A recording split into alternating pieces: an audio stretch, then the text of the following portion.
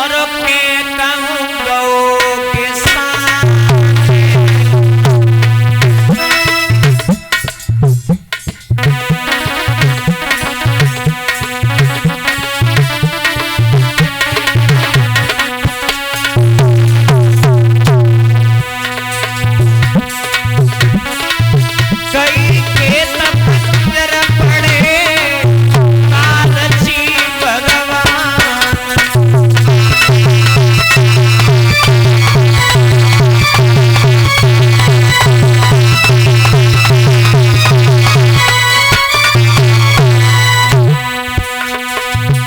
हरिचंद्र ने जवाब दिया वरुण देव से, बाबा जी सुनो।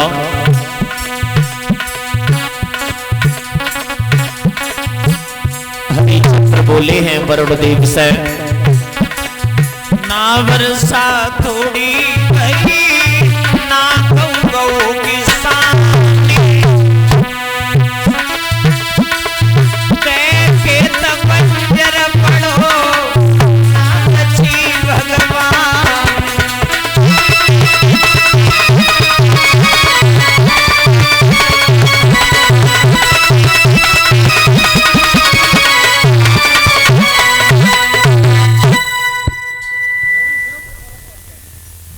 श्रीमान भैया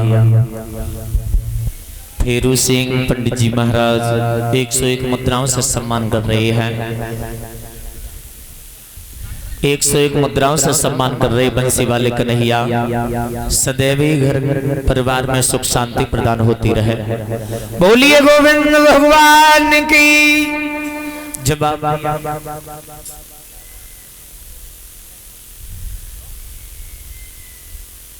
आज हम तुम्हें वचन दे रहा हूं, तुम्हारे संतान घर में हो जाएगी, पर आपको एक काम करना होगा। कौन सा? यज्ञ करना होगा और उस यज्ञ में अपने पुत्र की बलि चढ़ानी होगी। क्या मंजूर है? जवाब दिया मुझे मंजूर है। आज मेरे भगवत श्रोताओ हरिचंद्र जैसे ही वापस लौटे, दिन प्रतिदिन समय व्यतीत होता चला गया। वो ही समय आ गया जब मैया तारा के गर्भ से बहुत सुंदर बालक का जन्म हुआ। उस बालक का नाम रख दिया रोहितास। वरुण देव आ गए। वरुण देव जैसे ही आए हैं, वरुण देव हरिचंद्र के दरवाजे पर आवाज लगाने लगे, ओए ओए ओए हरिचंद्र।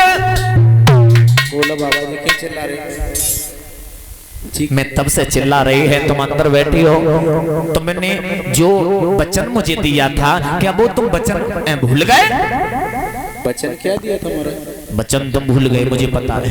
अरे वचन तुमने दिया था कि हमारे घर में अगर संतान हो जाए मैं यज्ञ करूंगा, बलि चढ़ानी होगी। तुम्हें क्या भूल गए?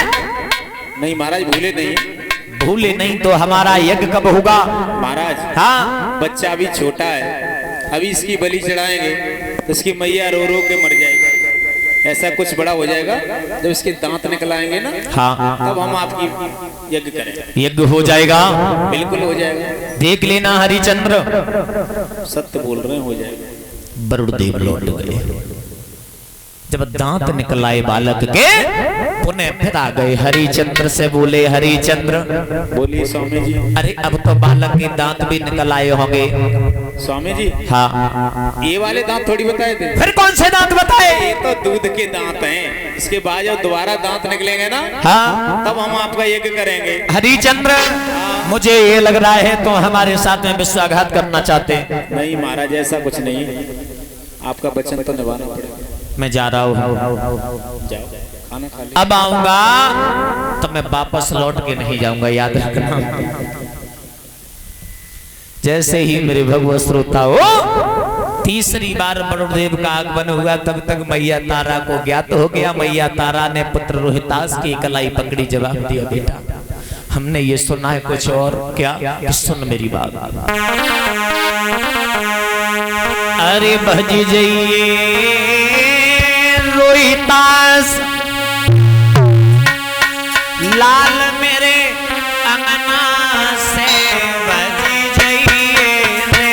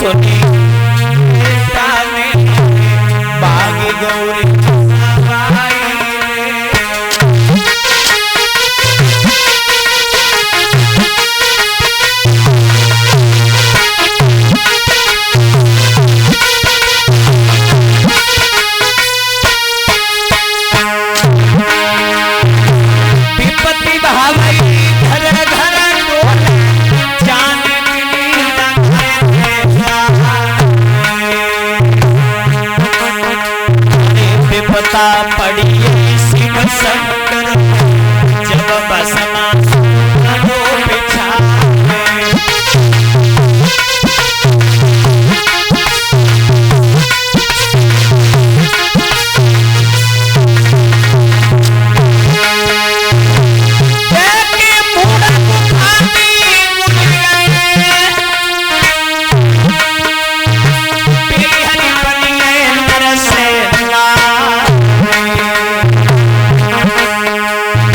जो गिरदारी के नाई निक तू मनसट गमन प्यारे।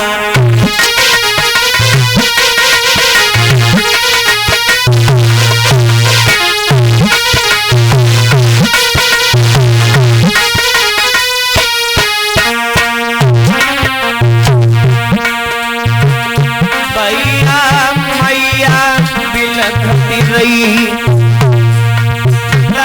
जंगल में बने हुए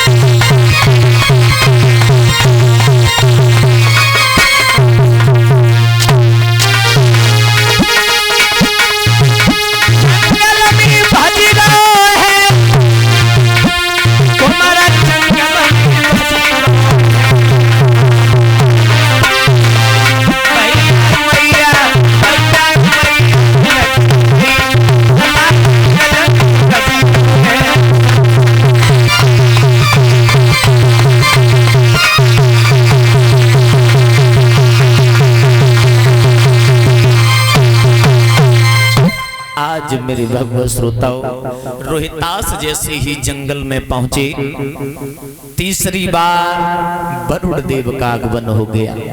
वरुण देव आए, हरिचंद्र से बोले, हरिचंद्र हरिचंद्र क्यों चिल्ला रहे? सुन क्यों नहीं रहे? मैं 2 बार तो पागल बन के मैं तुमने बना दिया, पागल में लौट गया वापस। तीसरी बार कह दिया अब बाना कुछ हो तो बना दो। ज्यादा ठीक हो गया।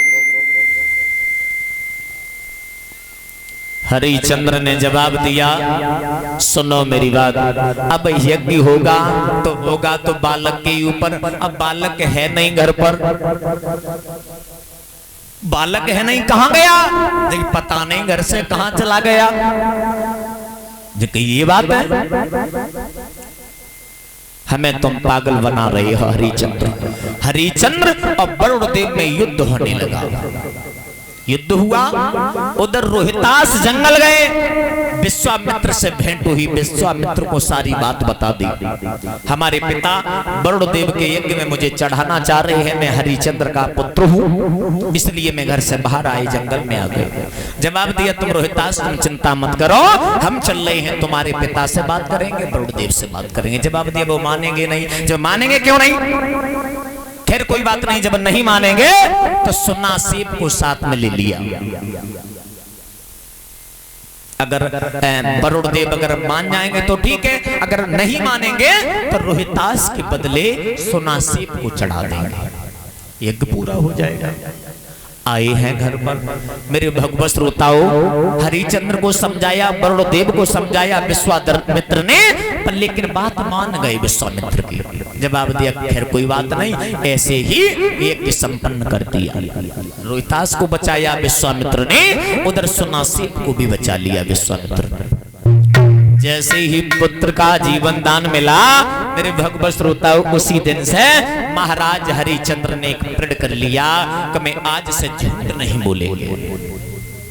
मैं संतान के पीछे मैंने झूठ बोला, मुझे संतान प्राप्ति हुई, मैं आज से झूठ नहीं बोलेंगे। प्रण है हमारा, क्योंकि कहते हैं मानव जो करता है, माँ बाप जो करते हैं वो संतान के लिए करते हैं। दुनिया में जो माँ बाप ही हो सकते हैं जो बच्चा का भला सोचेंगे, और दुनिया में जो परिवार होते हैं, गांव के होते हैं, भला तो सोचते हैं, पर लेकिन उस हिसाब से भला नहीं सोचते हैं। जो माँ बाप उन्नति की रास्ते पर जो सोचते हैं, हमारा पुत्र हमसे भी ऊपर हो जाए, वो बाप ही होता है जो अपने पुत्र को अपने पर ले जाता है, सोचता है। और कहते हैं वो दुनिया की रीति ही कुछ अलग है। कहते हैं ना, जब चलना नहीं जानते थे दादा, जब चलना हम नहीं जानते थे तो मुझे अंगुली पकड़ के लोग चलाया करते थे, इधर ले जाते थे, इधर ले जाते थे। जब मैं अपने पैरों पर खड़ा हो गया, जब चलने लगा तो जो अपने थे वो ही गिराने में लगे रहते, टांग पीछे खींच रहे हैं, कैसे बरगो आगे निकलो जाओ।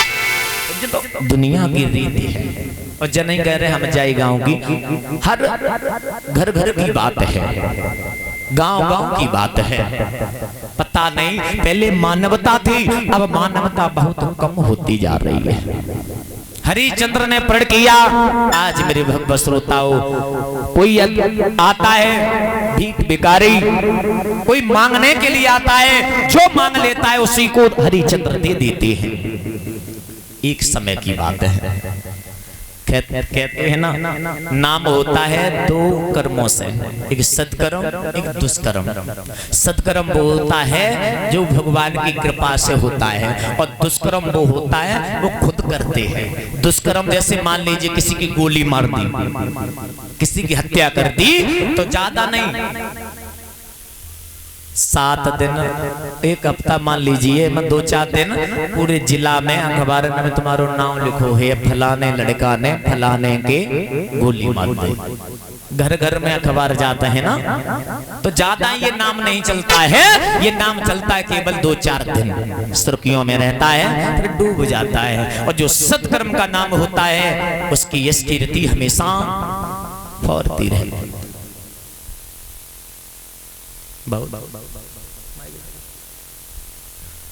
जैसे ही बताया हरिश्चंद्र की प्रशंसा हो रही है, पर लेकिन हुई धीरे धीरे, और धीरे धीरे धीरे धीरे ब्रह्मा जी की सभा लगी हुई थी। उसी ब्रह्मा जी की सभा में बड़े देवतागण बैठे हुए थे, विश्वामित्र, वशिष्ठ और भी अन्य देवतागण बैठे हुए थे। विश्वामित्र बैठे थे, वशिष्ठ अपने हरिश्चंद्र शिष्य की बढ़ाई करने लगे। हमारा शिष्य इतना दानवीर है जिसकी भुजा सर में मड़रा रही है, हर जगह नाम है। आज मेरे भैया विश्वामित्र ने जैसे ही प्रशंसा सुनी तो गजब ही हुई। ऐसे उन हरिश्चंद्र की